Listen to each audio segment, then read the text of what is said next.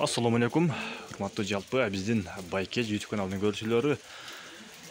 Бүгүн 10 апрель 2023 жыл.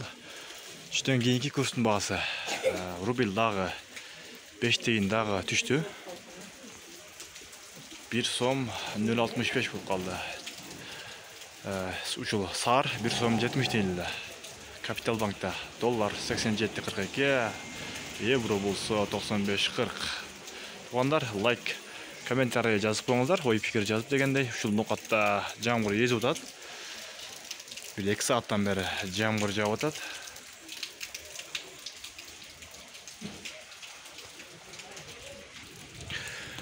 Уже саат сайын деле ушул рубль ойноп атат. Финанс кредит банкта деле уже 5 тыйын түшүп калыптыр рубль. 1 сом 0.65 тыйындан. Доллар 87.40, евро 95.50. Мына ушундай тугандар. Каналга катталып калыңыздар. Лайк, ой пикир жазып коюңуздар.